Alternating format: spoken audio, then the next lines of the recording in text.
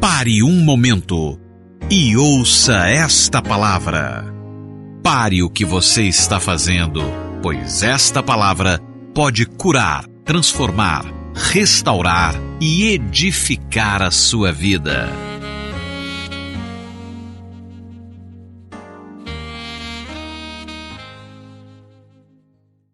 Que Jesus falou para os apóstolos: ficai aí em Jerusalém, até que do alto sejais revestidos de poder, então sereis minhas testemunhas em todos os lugares.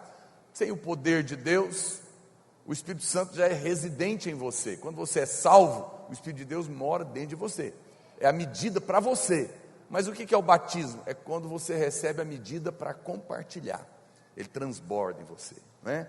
E Jesus falou isso. Então, não adianta a gente colocar alguém para liderar sem o transbordar do Espírito. Por quê? Porque ele não vai ter efeito na liderança dele. Porque a liderança é sobrenatural, não é uma questão de capacidade intelectual, falar bem, não tem nada a ver com empresa, é obra de Deus. Quantos estão me entendendo? Diga amém. Por isso você deve buscar. E a Bíblia diz que estes sinais seguirão os que creem. Quais sinais? Um deles é: falarão novas línguas. A Bíblia que diz, esses sinais vão seguir o que crê. Então não tenha dúvida, essa é a vontade de Deus, que você ore em línguas, que você fale em línguas, seja batizado no Espírito Santo. Porque Paulo diz que quem ora em línguas, o seu espírito ora de fato. O que é isso, pastor? A mente fica infrutífera, mas o espírito está orando de fato. E ele ainda fala: o que eu vou fazer? Orarei com a mente, mas também orarei com o espírito, não é? Ao mesmo tempo, eu, por exemplo, estou começando a prática de um novo esporte, que é pedalar bicicleta lá onde eu moro mesmo. Eu não vou para a rua, eu tenho medo de ser atropelado. Eu quero até fazer trilha, né? Na terra não tem medo, mas na asfalto eu não vou não. Então eu ando. Aí eu ando fazendo o quê? Eu ando ouvindo pregação. Eu ponho meu celular lá, eu ouço, né? Eu não assisto, eu ouço, porque eu tenho que prestar atenção. E eu ouço a palavra, mas enquanto eu estou ouvindo a pregação, aleluia, eu estou orando em línguas também. Então eu pedalo, oro em língua e ouço a palavra. Olha aí, eu cabo pedalar cheio do Espírito. Sério, você não está acreditando? Tem horas que eu até me policio, eu começo a gritar glória a Deus lá, e acho que o povo passa por mim e fala: esse cara está louco. Então quem ora em línguas, a Bíblia fala que está orando exatamente o que o Espírito quer que você ora. A oração certa, precisa, exata, é linha direta com o céu. Por isso que Paulo fala que ele dava graças a Deus, que ele orava em língua mais que todo mundo. Então nós ainda vamos ter uma pregação aqui, nós estamos preparando ela, só sobre esse assunto, porque você precisa ser despertado para a oração em línguas. Esse é o único dom que é para você, sabia? Em primeiro lugar, todos os outros dons é para outro, mas quem ora em língua edifica a si mesmo. Por isso ele é um dom para todos, e ele é o único dom que está disponível 24 horas, você pode orar o que você quiser, é seu. Deus abriu ele para você, né? Mas a pergunta do irmão não terminou, que é a dúvida dele. A pergunta é o seguinte: mas depois outro pastor, imagino que não é daqui, disse que não precisa. Na Bíblia fala que falar em línguas é uma das evidências do batismo. Me explica isso. Então, disseram para ele que não precisa orar em línguas como para ter sido batizado no Espírito Santo. Mas nós cremos que sim. Lá em Atos capítulo 2, a Bíblia diz no verso 1: ao cumprir-se o dia de Pentecostes, estavam todos reunidos no mesmo lugar, e de repente veio do céu um som, como de um vento impetuoso, e encheu toda a casa onde estavam assentados. E apareceram o quê? Como prova do que estava acontecendo. E apareceram distribuídas entre eles línguas como de fogo, e pousou uma sobre cada um deles. Todos ficaram cheios do Espírito Santo, e passaram a falar em outras línguas, segundo o Espírito lhes concedia que falasse. E Paulo fala sobre tudo que eu já falei. Então, quando você soma que Paulo fala que você deveria orar em línguas, que quem ora em língua, ora de fato, que esse é um dom que é para todo aquele que crê, é um sinal que vai seguir o crer, é a vontade de Deus, é um dom aberto para você ser edificado, é a vontade dele. E quando o Espírito Santo veio a primeira vez, né, com a promessa do Pentecostes, isso é a primeira menção na Bíblia, eles oraram em línguas, então isso determina, pela lei da hermenêutica, a lei da primeira menção, o que significa, a evidência que está ligada com o batismo do Espírito Santo, é a oração em línguas. Então, você faz bem em buscar isso. Se você ainda não ora, você tem dúvida, busque. Esse é o que nós acreditamos. Quem pode dizer amém? Pastor, vai haver salvação no milênio sobre as nações que iremos reinar? Eu creio que sim. Eu penso que enquanto há vida, há esperança. Enquanto há vida, há esperança, não é?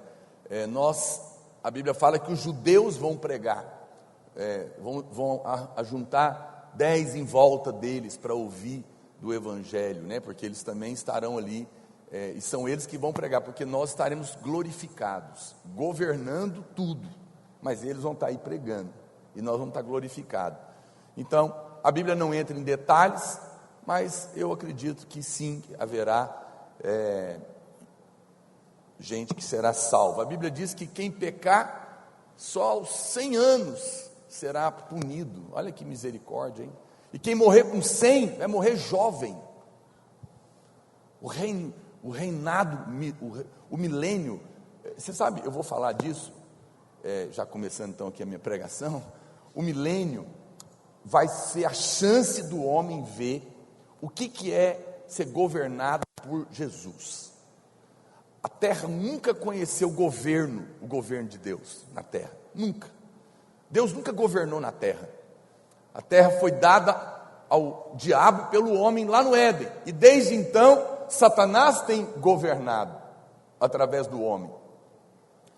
E o homem nunca viu o governo de Deus, mas por 1000 anos não haverá outro governo que não o de Cristo. Satanás estará preso, né? O falso profeta, né? Junto com o anticristo, vai estar jogado no lago de fogo. Os demônios todos estarão presos, não haverá ação de demônios na terra, não haverá fome, não haverá esses desequilíbrios da natureza, porque tudo será feito debaixo do governo de Deus. Haverá um suprimento completo.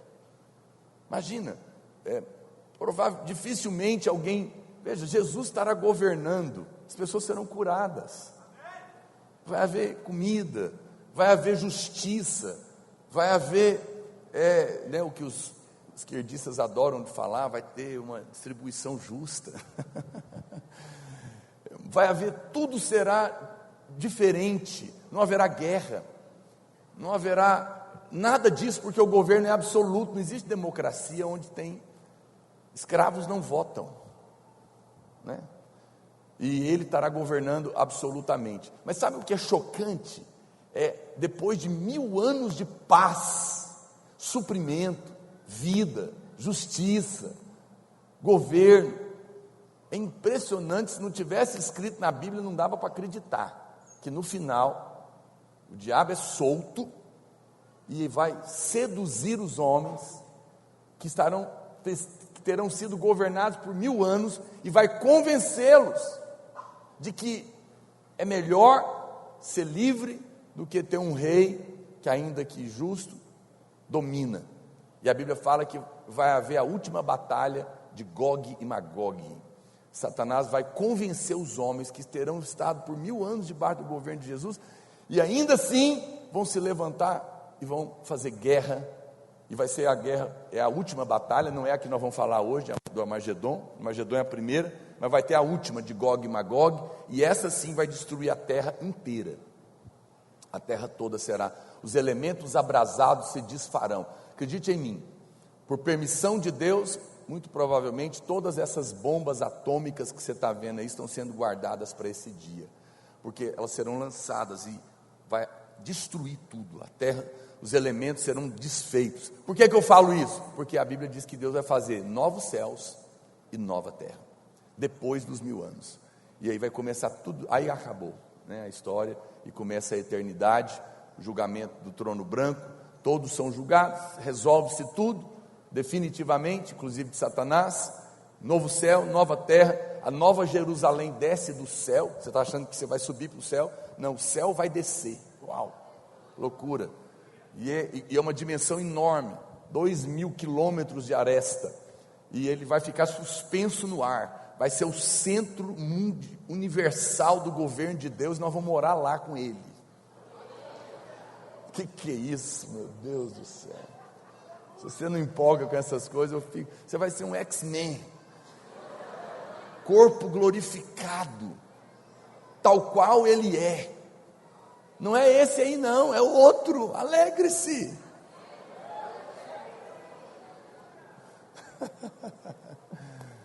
Oh meu Deus, que coisa maravilhosa, né? Mas vamos compartilhar então. Deixa eu continuar aqui compartilhando com você. Hoje eu quero te dar meu encargo, meditando nessa palavra. Nós vamos falar da batalha final. Voltando então agora, volta a fita aí 1000 anos atrás, ok? Que eu adiantei a conversa, eu comecei do fim, né? Agora nós estamos voltando. Nós vamos voltar até começar a grande tribulação. Então, no final da grande tribulação vai haver a batalha do Armagedon, é outra batalha. Eu falei da última que é Gog e Magog, mas essa é do Armagedon. Essa está mais perto. Essa está mais perto. Glória a Deus mesmo, porque eu não vou estar aqui, eu vou estar vendo de cima, porque eu estarei junto com os vencedores nos ares, chegando para a batalha. Isso é poderoso, irmãos. Negócio, olha, eu não sei, eu fico impressionado com pessoas que ouvem a mensagem do Evangelho e tem mais facilidade de acreditar em carbono 14 do que na palavra de Deus. Você nunca ouviu falar do carbono 14 já, né? Claro. E os caras falam para você que isso aqui tem sei quantos bilhões de anos provado pelo carbono 14. Quem foi lá contar esse carbono 14, meu amigo? E você acredita em tudo que cientista fala, mas duvida da palavra de Deus, que está aqui há milhares de anos, atual. Pega um livro de 100 anos atrás, você não vai dar conta nem de ler, tão arcaico e ultrapassado que é. Você pega um livro de 2000 anos e ele é atual. Isso não é normal. Ele é vida, ele é vivo, é a palavra de Deus, e a palavra de Deus é poderosa, e você não precisa de ter dificuldade de crer no que eu estou te falando, de coisas incríveis que você ainda vai viver, porque basta olhar para o lado, basta olhar para o homem, basta olhar para você. Me explica o ser humano, me explica o seu cérebro. Se você conseguir, você vai... Ao olhar para a criação de Deus, não há muita dificuldade para descobrir o que tem pela frente. Ao olhar para o universo, a perfeição, a harmonia, incrível. Os estudiosos, a respeito do seu cérebro mesmo, a ciência mais avançada sabe só a periferia dele. Os milhões, bilhões de conexões que existem nos seus neurônios. Meu Deus, o homem está anos-luz para descobrir o fantástico que é a criação de Deus. Porque você tem dificuldade de que Ele vem, e de que você terá um corpo glorificado. A palavra de Deus tem se cumprido, meus irmãos. Um livro que fala que a nação de Israel voltaria a existir, e passam-se 2000 anos. Como é que você pode achar que isso é coincidência? Como que pode um país, um povo, deixar de existir por 2000 anos? Não se falava mais a língua, perderam-se os costumes, não foram 10 anos, não, 2000. Ninguém podia imaginar que um negócio desse, um paizinho, pequenininho, pouco mais habitantes do que no estado de Goiás, pudesse voltar a existir e se tornar o centro da notícia no mundo, todo dia no jornal. Isso não é natural. Estava escrito na palavra de Deus. A palavra de Deus é incrível. Quando você olha as profecias com as datas e batem, pum, pum, é uma coisa impressionante. Quando ela é a verdade. Quando tentaram questionar muitas coisas, até que acharam os originais do Mar Morto recentemente, centenas de anos atrás, e porque eles diziam que os livros eram falsos, mas quando eles pegaram os originais, eram idênticos, como prova da veracidade da palavra de Deus. Não duvide do que está escrito, porque Ele tem transformado a nossa vida, e Ele vem. Ele vem. E é importante você compreender. Bem, preste atenção, vamos entender, vamos recapitular aqui o que está acontecendo. A primeira coisa que vai acontecer, então, nós já temos compartilhado, é o arrebatamento da igreja, ok? Ninguém sabe o dia nem a hora. O arrebatamento pode acontecer a qualquer momento. Nós sabemos que nós temos compartilhado com você a profecia mais importante da Bíblia a respeito do final dos tempos. Chama-se a 70 semanas, a última semana das 70 semanas do profeta Daniel. Daniel profetizou, ele teve uma visão clara, eu compartilhei com vocês outro dia, compartilhei de manhã, acho que repetir à noite. E então eu falei bastante sobre ela, e essa profecia, cada dia é um ano, são semanas de ano, e ela se cumpriu, faltou uma semana, 69 semanas se cumpriram. Por que parou? Porque todas elas se referem a Israel. Quando Israel foi destruído no ano 70 depois de Cristo pelo general Tito, a profecia parou. Por que parou? Porque o objeto da profecia não existia mais. Faltaram 7 anos para se cumprir a profecia. Esses últimos 7 anos da profecia de Daniel, da visão que ele teve do céu aberto, é a última semana da história do homem antes de Cristo voltar, e ela é a grande tribulação. Essa profecia é clara, ela se refere a 7 anos, e ele diz que durante esses 7 anos, em algum momento, um presidente mundial, um governante mundial, fará aliança com Israel por 7 anos. No meio dos 7 anos, ele quebra essa aliança. E aí, faltam 3 anos e meio. São os últimos 3 anos e meio, é quando começa a grande tribulação. Ninguém sabe quando será o arrebatamento, mas quando, espero que você não esteja aqui. Mas eu tenho que falar, porque está gravando, pode servir para alguém que ficar, ele escuta a fita, né? Na época, alguém vai estar aí. Pode ser que seja útil, então...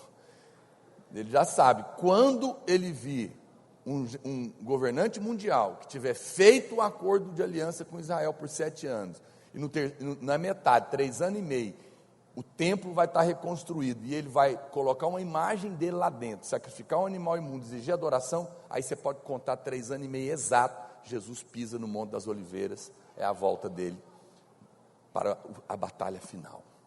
Mas e para trás, pastor? Para trás é o arrebatamento.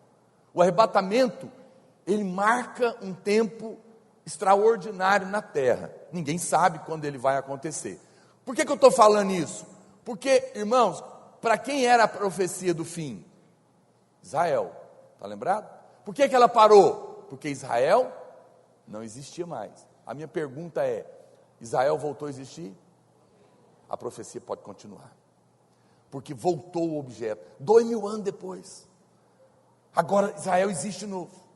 Só que nessa profecia existem 3 elementos: Israel, Jerusalém e o templo.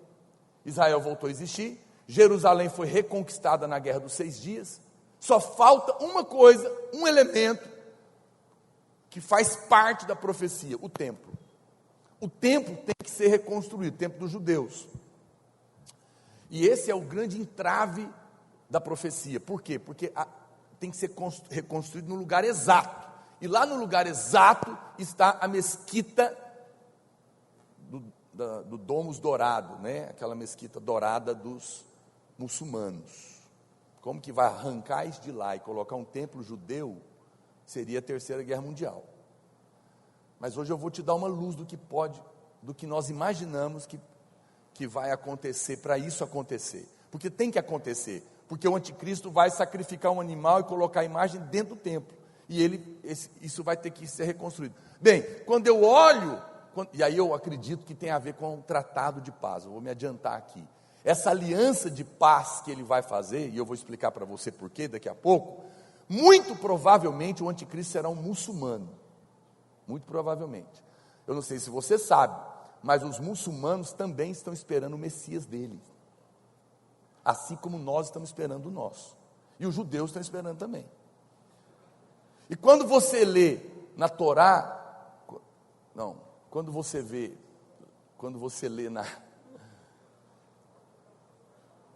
no Alcorão, a descrição do Messias dos muçulmanos, ele é exatamente a descrição do anticristo que está na Bíblia. O mesmo. Só que para eles é o Messias, para nós é o anticristo. Estão esperando a mesma coisa. Qual que é a grande pólvora do mundo hoje? Árabes e judeus. Essa guerra que começou lá atrás, com Ismael e Isaac, e persegue a história. Todo mundo tentou costurar essa paz, não tem jeito. Então, é muito provável que o anticristo será o Messias esperado. Por quê? Porque ele vem com sinais e poderes. Inclusive, em algum momento, ele vai sofrer um atentado, vai ser morto, e vai acontecer com ele o que só aconteceu até hoje na história com Jesus, ele será ressuscitado. E é nessa hora que ele prova que ele é o Messias esperado pelos muçulmanos. Então, quando ele vem, ele assume o controle de tudo, com poderes e sinais, fazendo até cair fogo do céu.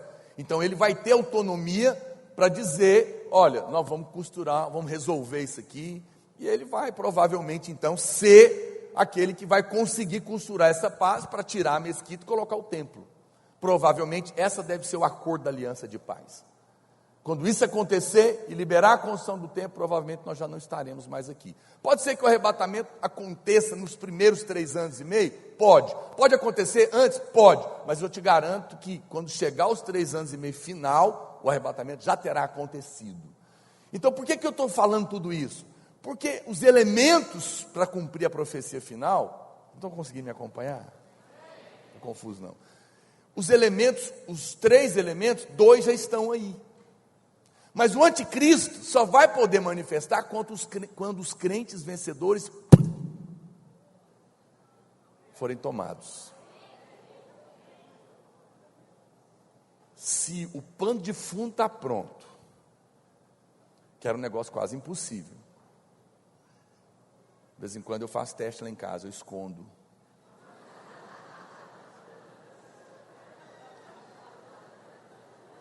Só para ver a fé do povo.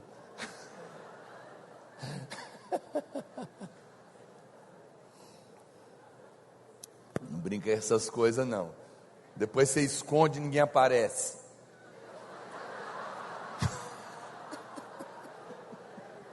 E você descobre que você que ficou. Misericórdia.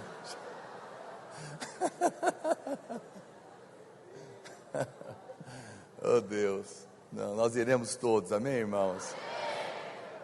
Então, quando eu te mostro o pano de fundo, irmãos, eu só posso concluir uma coisa: ninguém sabe o dia nem a hora, mas está perto demais, está na nossa cara.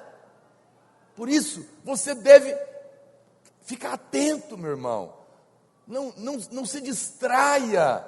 Existem pastores que não querem falar de Apocalipse, que diz que é confuso.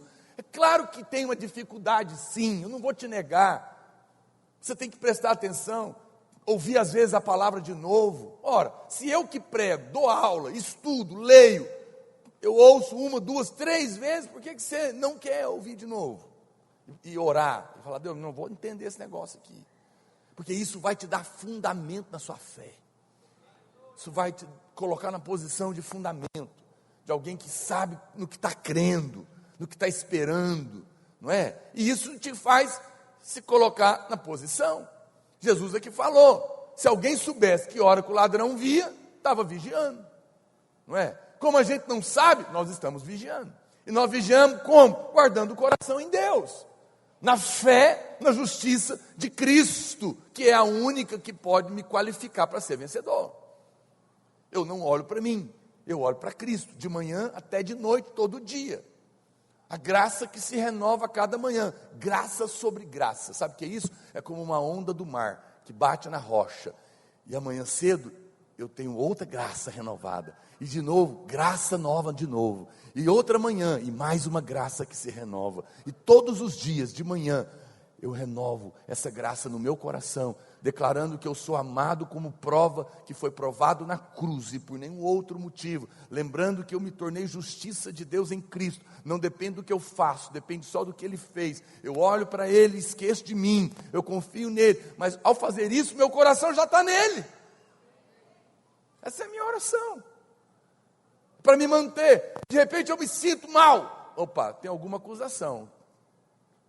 Uma luzinha acende, eu paro, volto a fita um pouquinho, falo, onde que foi que o diabo está com um pensamento que eu não estou vendo? Entrou um pensamento aí, está me trazendo angústia aqui. Achei. A palavra de Deus diz isso, Satanás, cala a boca, eu estou em Cristo, para mim não há mais culpa, não há mais acusação, nem condenação, eu sou achado nele, não tenho justiça própria que procede da lei, senão a que mediante a fé em Cristo Jesus, a justiça que procede de Deus está baseada nele. Tenho o pasto lavado pelo sangue do Cordeiro. Mas você pecou a 127ª vez. Mas o sangue de Jesus me lava, me purifica. Não há mais culpa, não há mais acusação, não há mais condenação. Eu sou transformado por Ele, através dEle, por meio dEle, para a glória dEle, debaixo do poder dEle. Não sou eu que faço nada, eu não mudo a minha vida, Ele me muda, e Ele me transforma, mas Ele já me aceitou, e já me vestiu, já me perdoou, e eu vivo nessa fé. Pessoas me acusam, homens me tacam pedra, o diabo me acusa, porque eu erro mesmo, e também quando a gente não erra também, fala também, julgam, tiram conclusões, julgam pelas aparências, não é? Tem de tudo nesse mundo, tem de tudo. Eu sempre ensino para os pastores, a primeira coisa que um pastor tem que aprender na vida é ser livre do povo, para poder falar só da parte de Deus, doa quem doer, senão não é voz de Deus. E você como crente devia ser também, porque crente é o sujeito mais acusado que tem na família, na escola e na rua. Mas você não é crente não? Como é que você está fazendo isso? Não é? O camarada virou crente ontem, a família inteira amanhã, que é aquele, não pode nem piscar mais. Aí você fica acusado, você fala, pois é, meu Deus, sou crente, olha o que eu fiz. Estourei de novo, ai meu Deus do céu. Não fique acusado, querido. Você está em Cristo, fique em paz. Você vai errar de novo, mas sua dívida está paga. E vai errar outra vez, está paga. E você está tentando se mudar, pare agora. Descanse, senta. Admite que não é capaz de mudar e fala, Deus, muda o Senhor na minha vida.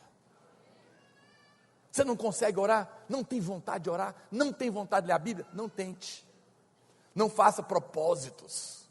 2018 eu vou ler 3 capítulos por dia, vou orar. Já acabou há muito tempo esse propósito, eu já sei, já está em fevereiro.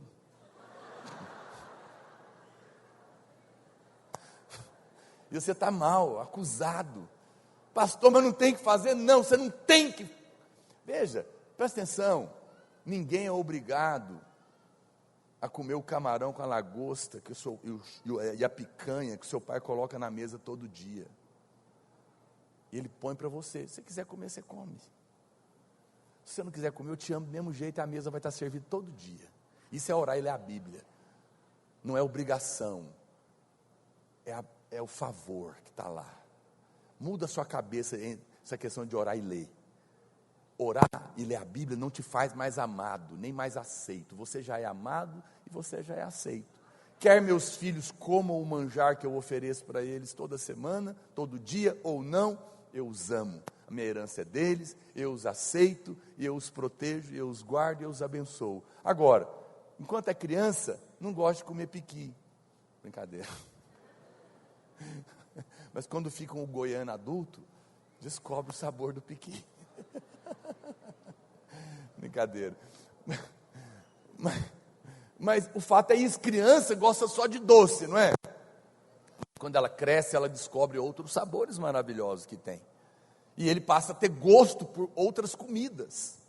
Quando você vai crescendo em Deus, o seu desejo de orar e ler a Bíblia aumenta. Por quê? Porque você descobre que não é mais uma obrigação, é uma oportunidade, é bênção. Não é bênção? Quando você pensa que liderar, eu tenho que liderar na igreja, porque Jesus morreu por mim, eu tenho que fazer alguma coisa por Ele. Você acha mesmo que tem alguma coisa que você possa fazer para Deus, que Ele aceitaria? Ou que Ele precisaria? Eu ouvi uma pregação essa semana, eu falei, meu Deus, onde é que esse irmão está com a cabeça? Ele falando de Marta e Maria, ele falando que você precisa fazer, sim, alguma coisa como Marta, para poder ser Maria. Mas não é isso que está escrito lá.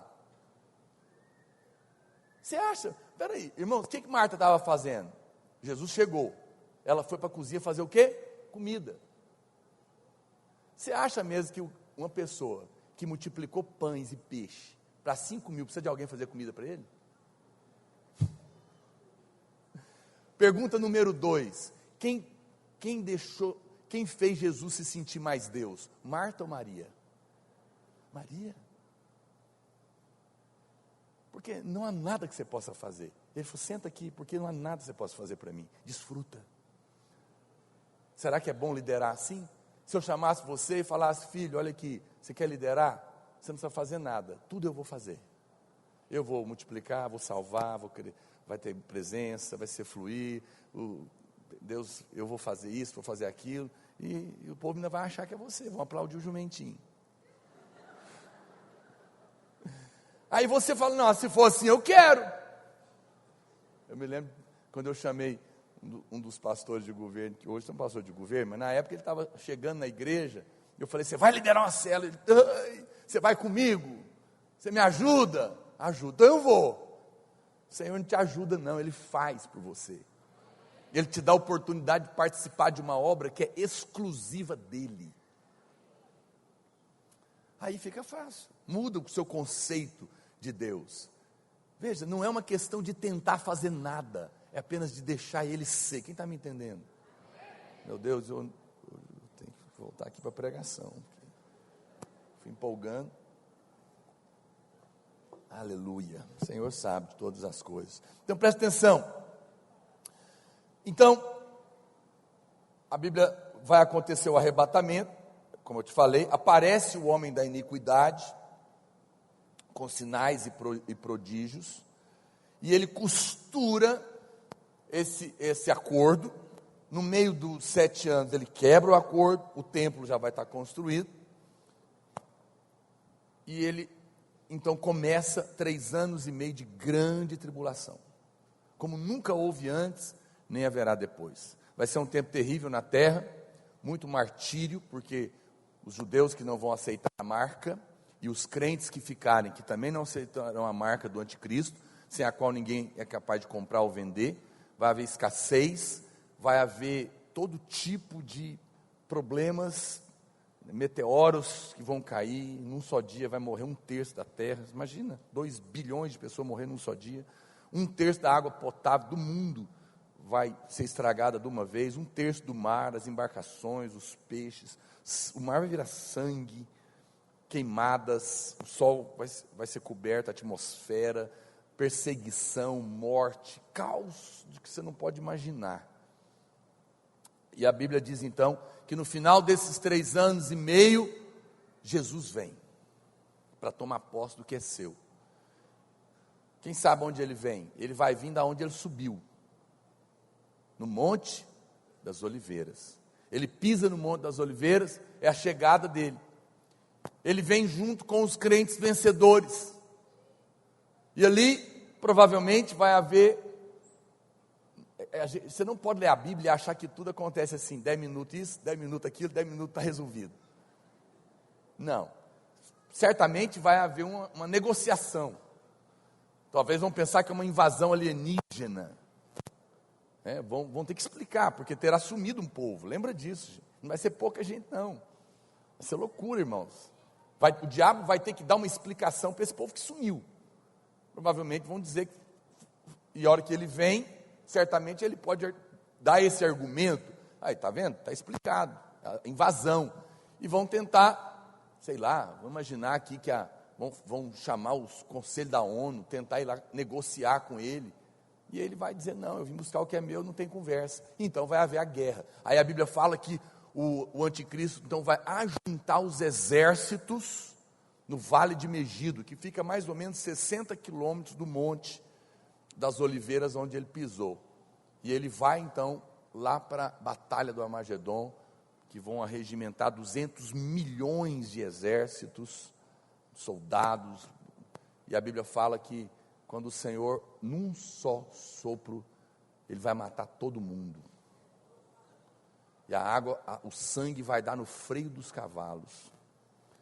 Então ele prende Satanás por 1000 anos, joga a besta, o anticristo, né, no lago do fogo, e prende a Satanás e começa o seu governo. Até aqui, está entendido? Você já vai ter subido? Esse amém está fraco. Fala com maior convicção. Quantos justos nós temos aqui? Você é justo? Confia na justiça só dele? Então fique em paz. Deixa o Senhor queimar no seu coração. Aleluia. Bem, então a gente chega no momento, e você tem que entender que Jesus tem que voltar para cumprir o seu ministério. Lá em Lucas capítulo 4, verso 16, coloca para mim. Jesus está em Nazaré, olha lá, indo para Nazaré, onde fora criado, entrou num sábado na sinagoga, segundo o seu costume, e levantou-se para ler. Então, lhe deram o livro do profeta Isaías 61, ele abriu.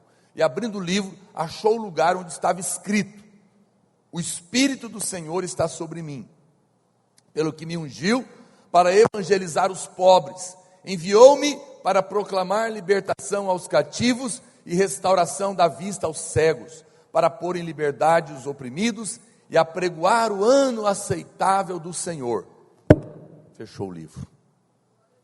Se você lê Isaías 61, aí olha o que ele fala: tendo fechado o livro, devolveu ao assistente, sentou-se, e todos na sinagoga tinham os olhos fitos nele. Olha que momento incrível que está acontecendo aqui. Então passou Jesus a dizer-lhes: hoje, na frente de vocês, se cumpriu a escritura que vocês acabaram de ouvir.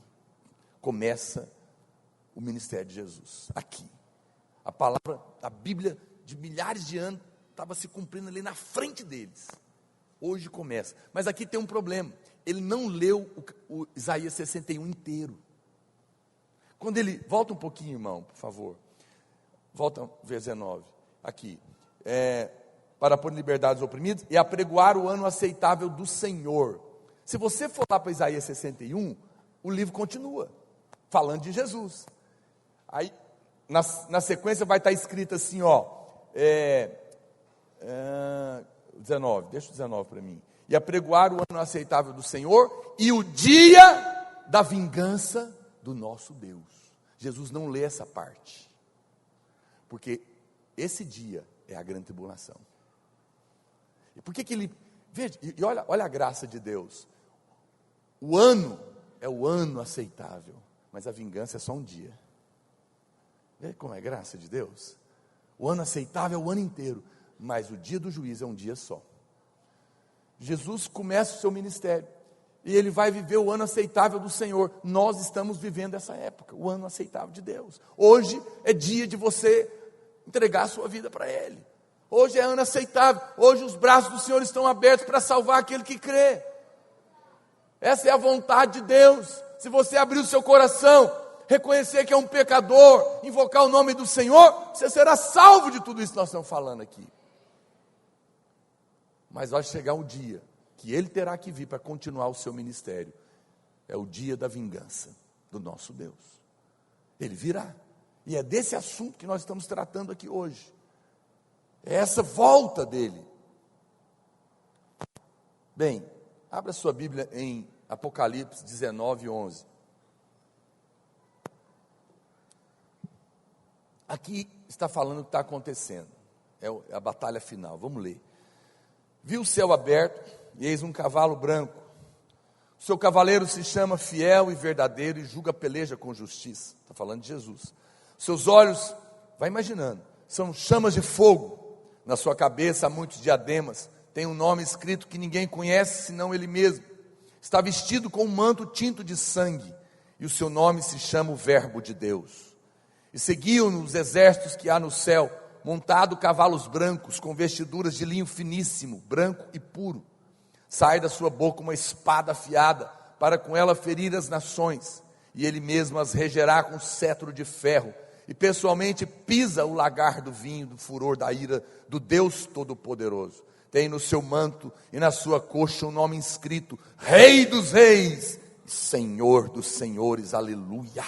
Então vi um anjo posto em pé no sol, e clamou com grande voz, falando a todas as aves que voam pelo meio do céu: Vinde, reuni-vos para a grande ceia de Deus, para que comais carnes de reis, carnes de comandantes, carnes de poderosos, carnes de cavalos e seus cavaleiros, carnes de todos, quer livres, quer escravos, tanto pequenos como grandes. E vi a besta e os reis da terra com os seus exércitos, congregados para pelejarem contra aquele que estava montado no cavalo e contra o seu exército. Mas a besta foi aprisionada, e com ela o falso profeta, que com os sinais feitos diante dela, seduziu aqueles que receberam a marca da besta e eram os adoradores da sua imagem. Os dois foram lançados vivos dentro do lago de fogo que ardem com enxofre. São os dois candidatos que vão inaugurar o negócio.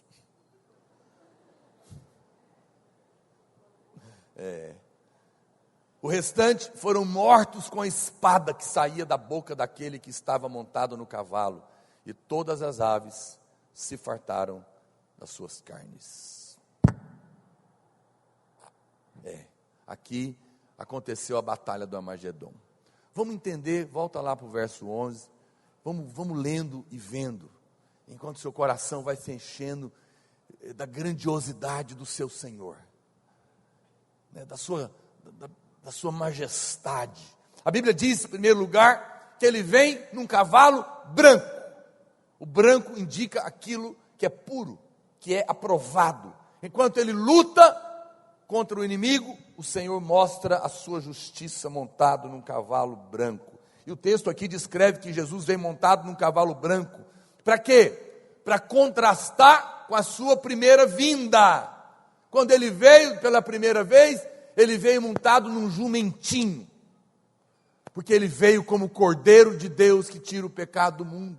Ele não veio para ser servido, ele veio para servir. Ele veio humilde num jumentinho, não era nem num jumento, era num jumentinho. Mas agora não, agora ele vem como Rei dos Reis. Agora ele vem como aquele que está montado num cavalo branco. Ele vem para governar. Você sabe, muitas pessoas, porque não conhecem a palavra de Deus, criaram um ídolo na sua cabeça, e não vão reconhecer Jesus quando ele vier, porque não vão aceitar. Não é incrível? Por que os judeus não aceitaram Jesus quando ele veio? Porque esperavam um revolucionário, e ele veio montado num jumentinho. Agora, o povo que criou um ídolo na cabeça e não conhece a palavra de Deus, como você está tendo a oportunidade de ver, e saber que ele não vem mais num jumentinho, estão esperando Jesus voltar num jumentinho. Mas agora ele vem num cavalo branco, que ele vem para reinar. E aí não vão crer de novo. Vão dizer, não, esse não é o Jesus que eu via lá nas fotografias. Não, o meu Jesus é do jumentinho. Presta atenção, ele é o cordeiro, mas ele também é o leão. Você precisa conhecer todo o espectro dele, a grandiosidade do nosso Deus. Ele veio para tirar o pecado do mundo. Ele pagou o seu pecado. Ele foi para a cruz no seu lugar. Ele foi no inferno no seu lugar. Ele trocou o seu trapo de imundície pela sua veste de justiça. Se fez um filho do homem para você ser filho de Deus. Levou a sua miséria para que você fosse rico. Foi no inferno para que você pudesse subir no céu. Levou as suas doenças para que você tivesse a sua saúde. Mas agora isso está resolvido.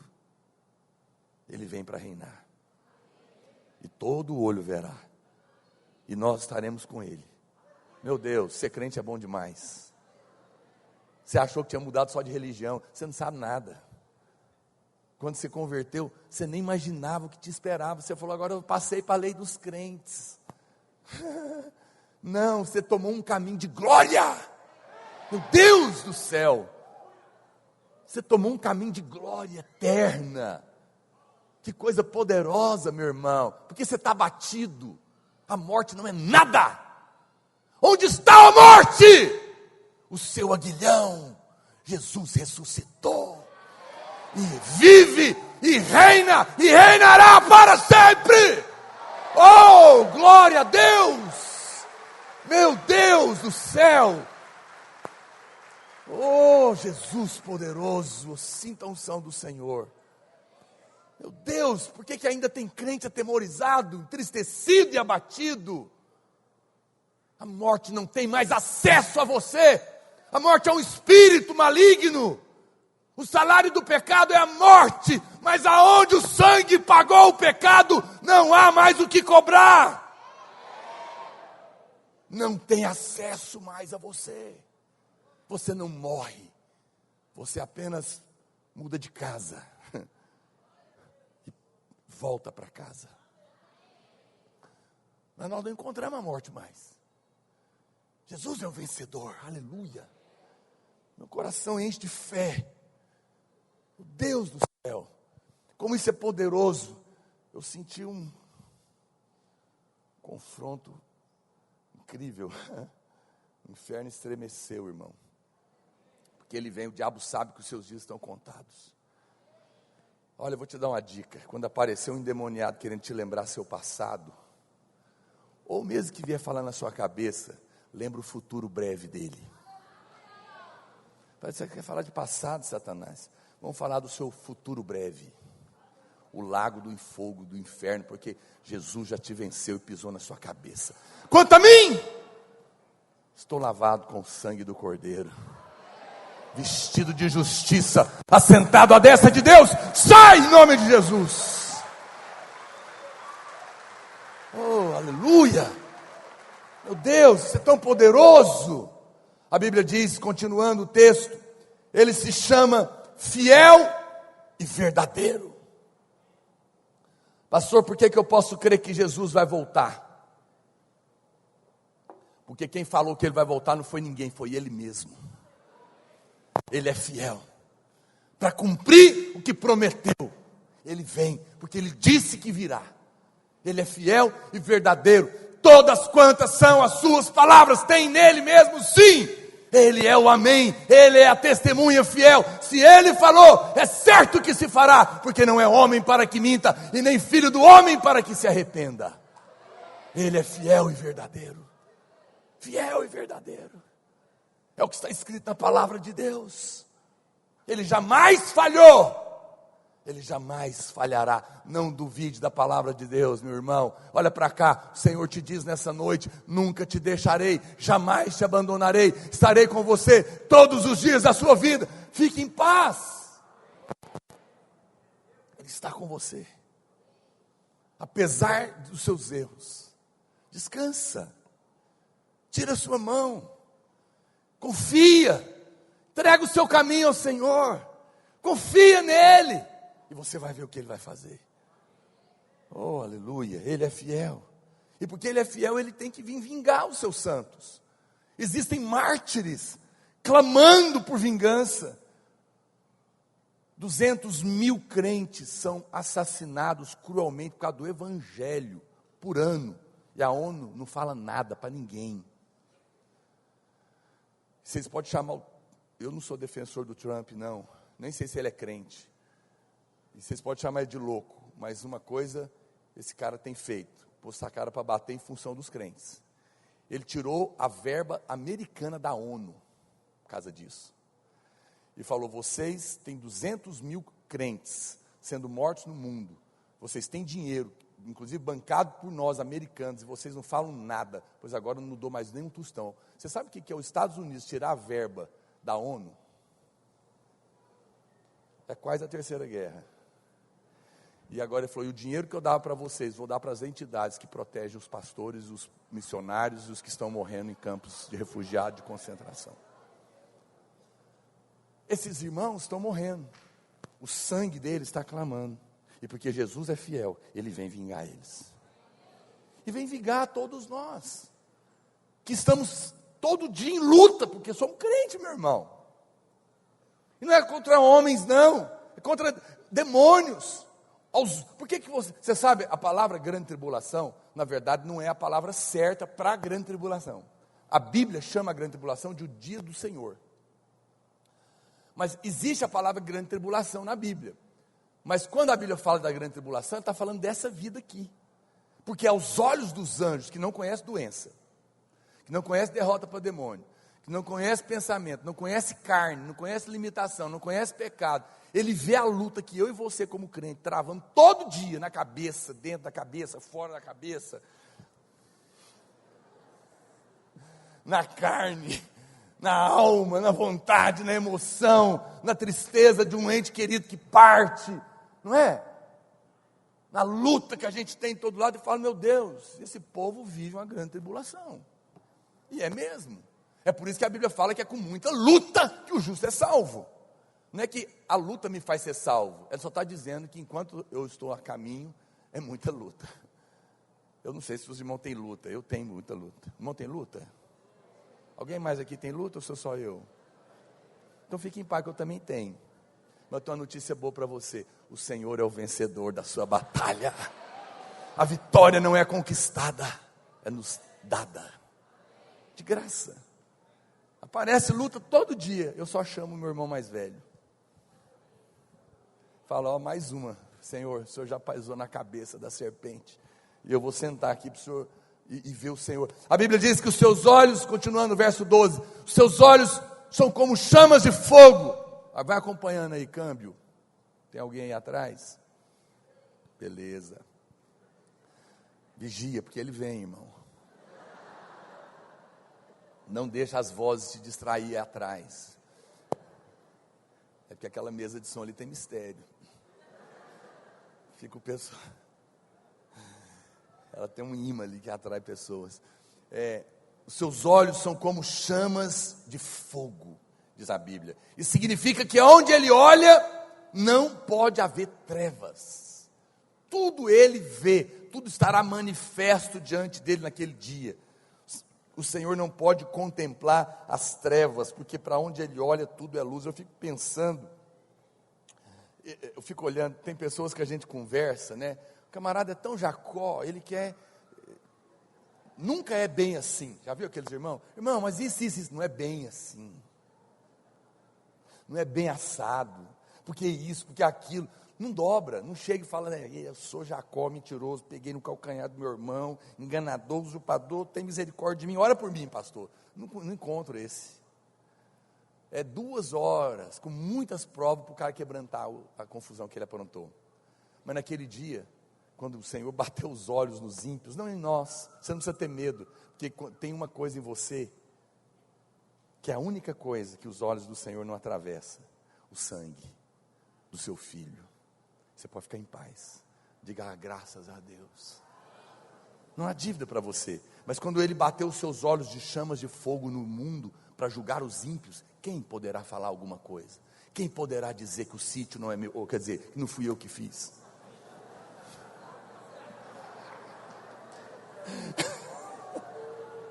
Estou lendo jornal demais.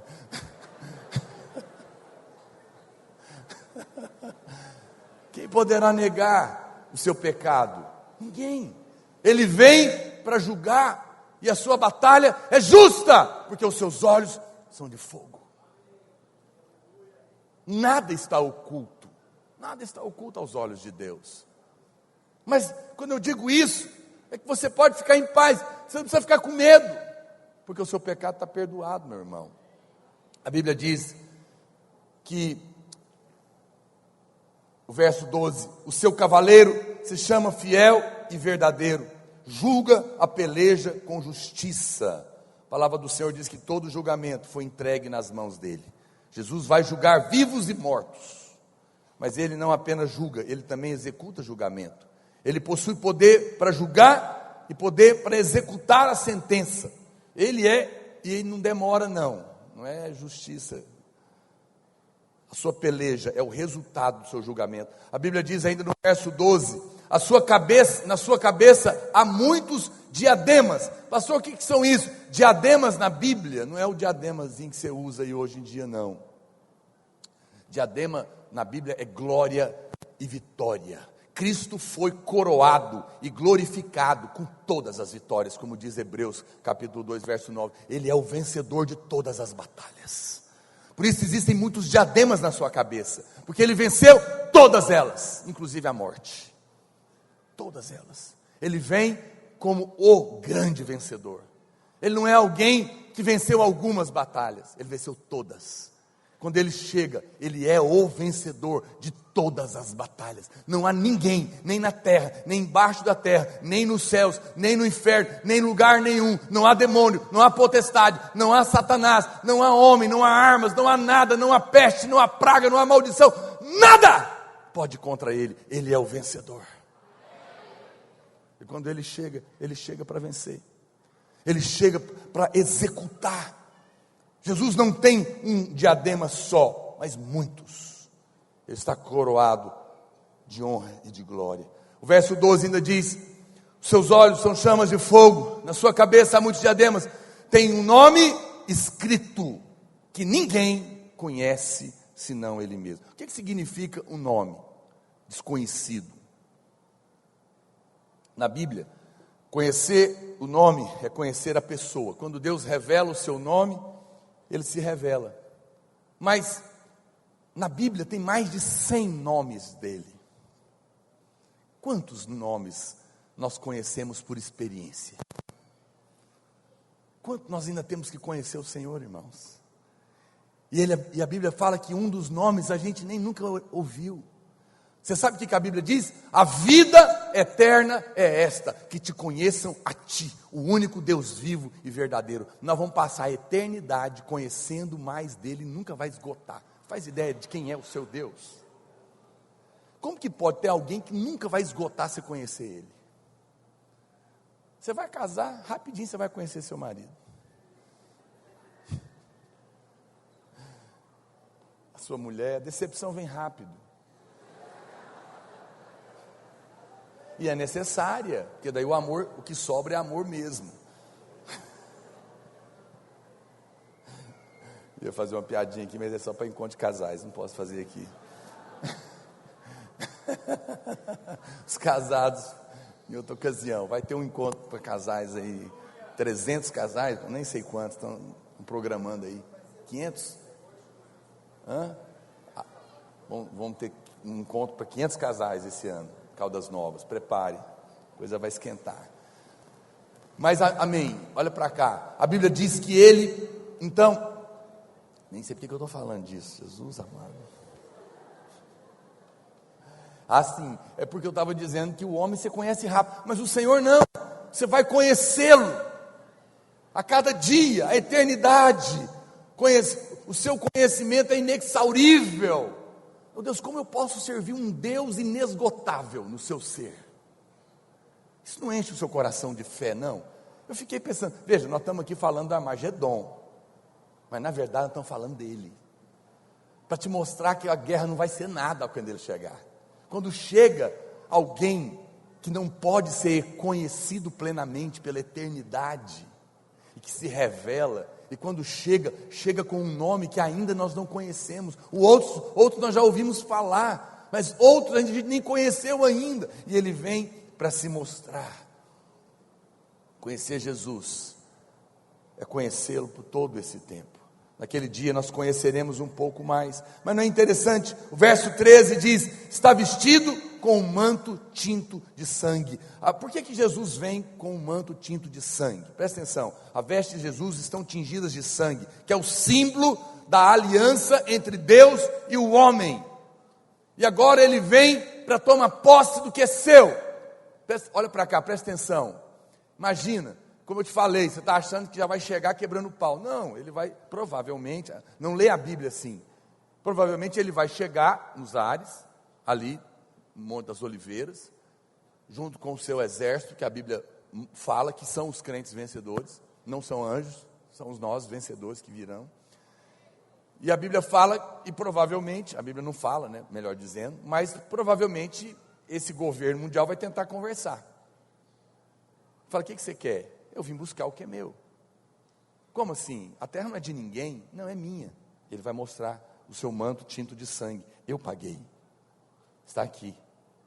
é meu, a terra é minha, os homens são meus, eu paguei com o meu sangue. E eles vão tentar negociar, não vão conseguir, não tem negócio, eu vim buscar, é meu. E aí vai começar a guerra. Ele vem buscar, mas é importante você entender uma coisa, preste atenção, Satanás é o rei dos escravos, ele oprime. Alguém fala, pastor, mas ele também não é Senhor nosso. Ele pagou o preço por mim e por você. Alguém pode dizer, nós também não somos escravos nesse aspecto, uma vez que nós temos um dono. Sim, mas não como Satanás. O nosso Deus nos comprou para a liberdade.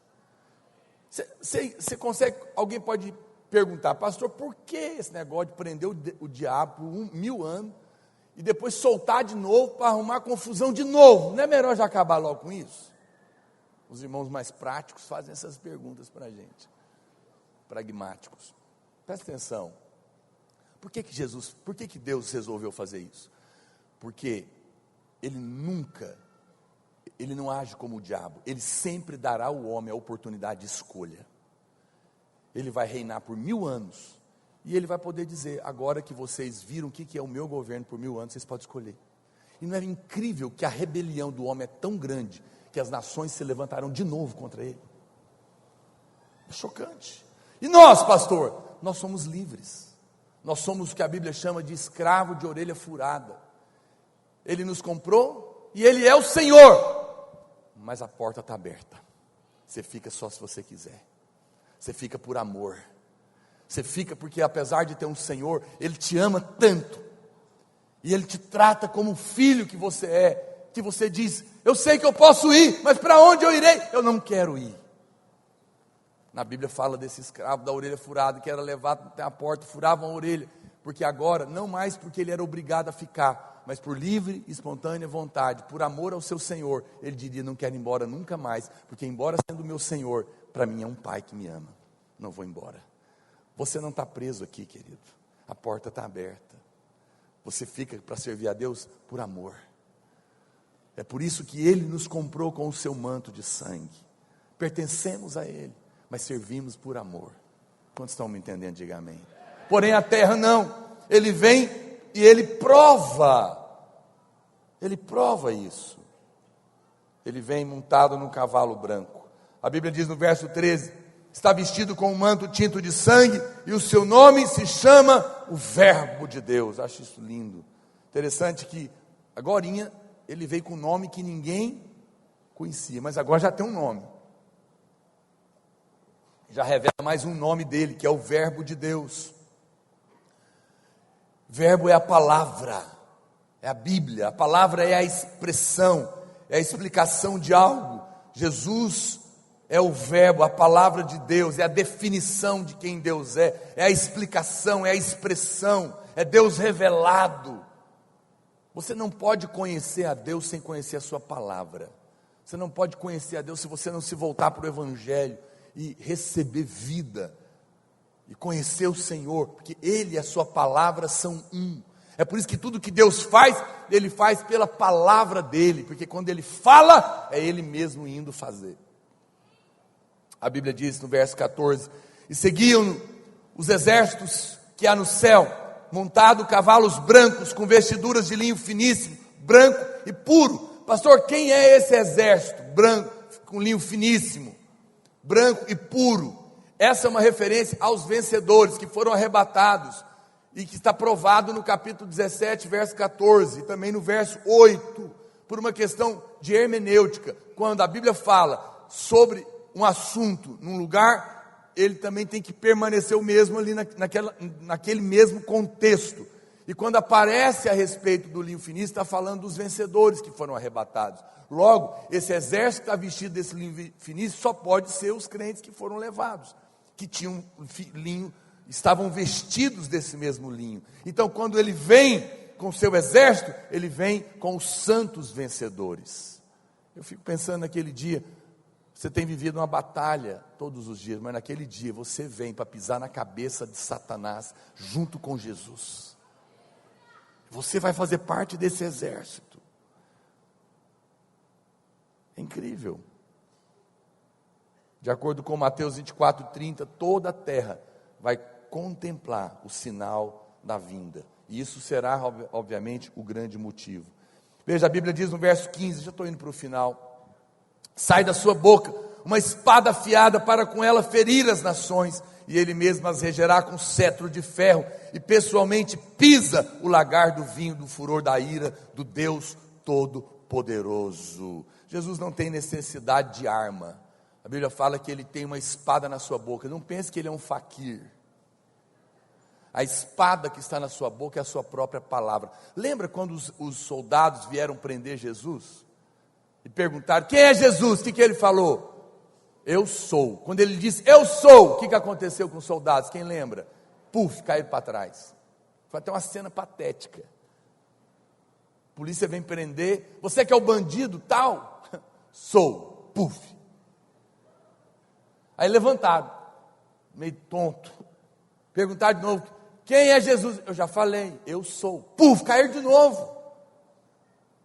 Mas naquele dia que ele vem, ele não vai falar eu sou, ele vai falar morra. E acabou.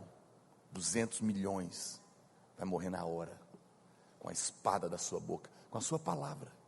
Apenas com um comando, com uma palavra, ele vai governar essa batalha.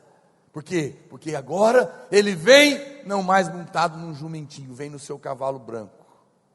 Pastor, e nós vamos vir em qual cavalo? Eu creio que são nos cavalos de fogo, porque foram eles que levaram Elias.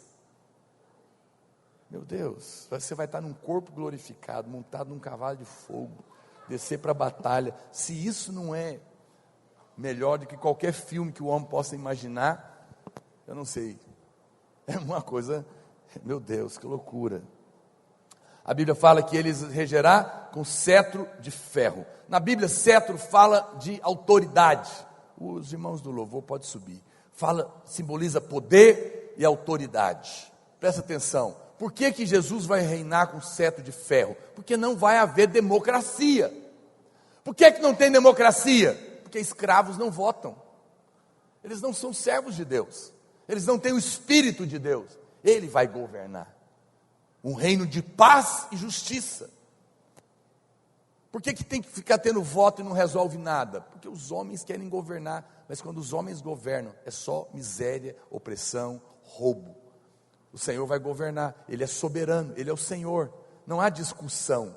Ele vai dizer como as coisas vão acontecer.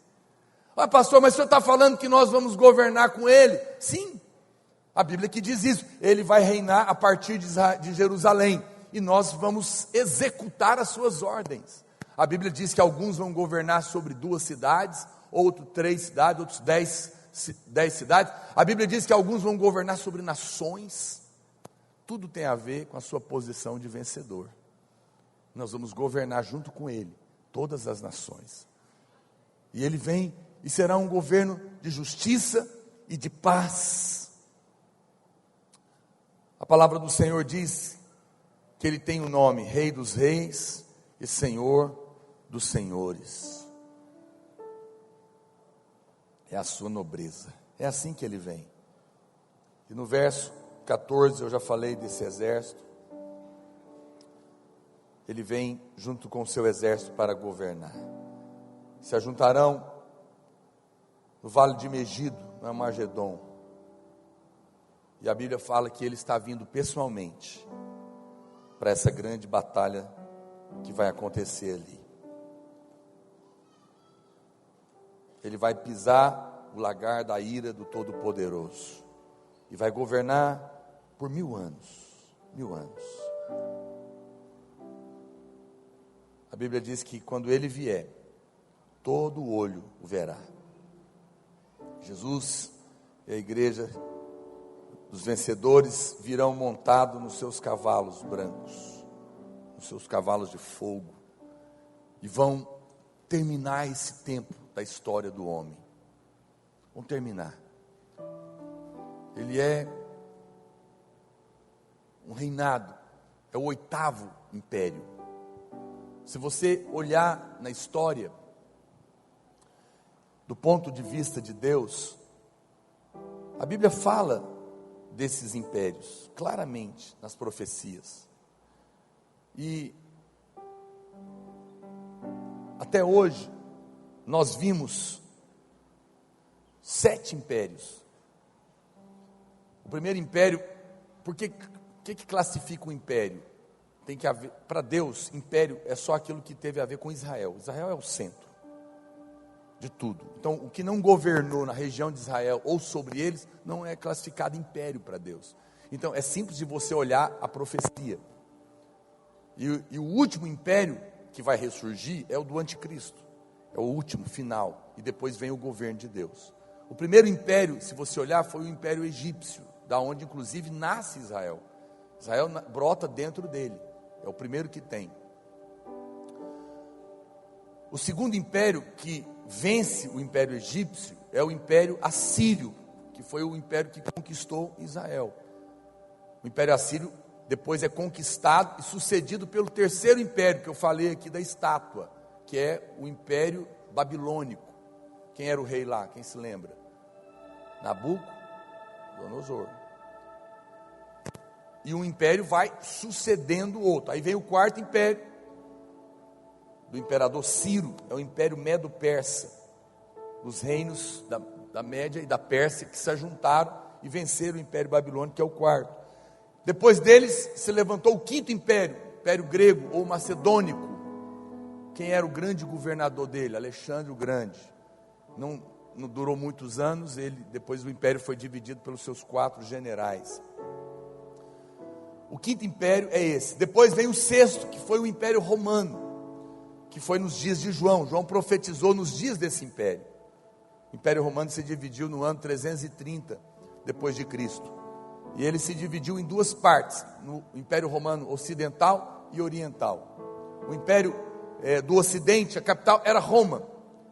E o império da outra parte, do oriente, era Constantinopla, ou bizantino. O império romano do ocidente caiu no ano 470 depois de Cristo, com a invasão dos bárbaros. Mas o império do oriente durou até 1453 depois de Cristo. Caiu esse império bizantino. O sétimo império, que foi o que derrotou ele, foi o otomano, ou chamado turcos otomanos. E sucedeu o bizantino e mudaram o nome da capital para Istambul. Esse império caiu na Primeira Guerra Mundial em 1918. E aí é que está a ligação da profecia, porque o último império romano é a parte oriental, que é os muçulmanos, a parte da Turquia. E o império do anticristo vai se levantar do império romano, ressuscitado. Por isso que se defende uma teologia que ele deve vir daí. Por todos esses motivos que eu falei para você. Mas o importante é que não importa. Esse será o último império. E quando Jesus vem e vence a batalha final, os crentes estão julgados para ser vencedor ou disciplinado. Tudo está encerrado. Satanás está preso. E agora o governo milenar do Senhor vai acontecer. No final, Satanás é solto, arregimenta as nações na batalha de Gog e Magog, a terra é destruída, e ele definitivamente é vencido, lançado também no lago de fogo. Acontece o julgamento do trono branco de todas as nações, a nova Jerusalém desce do céu, ele faz o novo céus e nova terra, e todos os crentes de todas as épocas estarão perfeitos tal qual ele é, e reinaremos pela eternidade com o nosso Deus. Essa é a nossa história. Vamos ficar de pé. Que coisa poderosa. Espero que seu coração se encha de esperança nessa noite. A nossa esperança não é da possibilidade de acontecer, é a esperança de alguém que espera com certeza, porque Ele é fiel e verdadeiro. Ele falou e Ele cumprirá.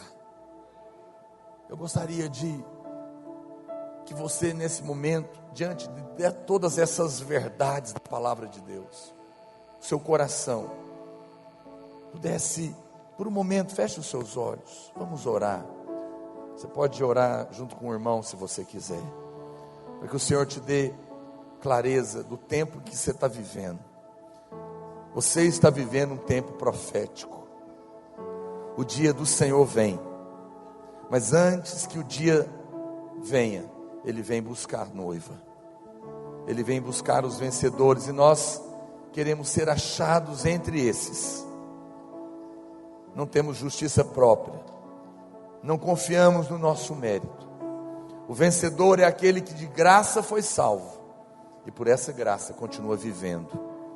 Eu não tive que fazer nada para ser salvo, apenas crer. Não tenho que fazer nada para ser um vencedor, apenas continuar crendo na obra da cruz. Pai, eu oro nessa noite pelos meus irmãos. Eu oro para que a tua luz venha sobre nós, que o nosso coração possa se encher de grande esperança e expectativa, porque o Senhor está às portas. Que possamos ser achados no Senhor, não tendo justiça própria que procede de lei, de mérito, que não depende de mim, do que eu faço, mas que a minha fé seja simples, pura, única, confiado só na tua cruz, na tua justiça. Eu erro, eu tenho falhas, mas eu decido não olhar para mim, decido não tentar me mudar, mas apenas confiar de que a obra que um dia o Senhor começou, o Senhor vai terminar, e de que apesar das minhas falhas, o seu sangue me cobre. O seu sangue me cobre. Quando o Senhor olha para mim, o Senhor vê Cristo. Eu permaneço nesse lugar e sou conquistado por esse amor, e esse amor me faz amar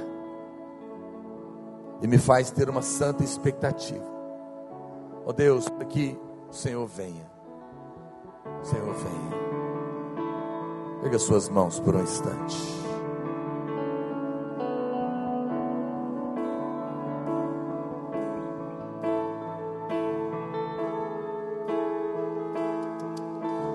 Eu vou construir minha vida em ti.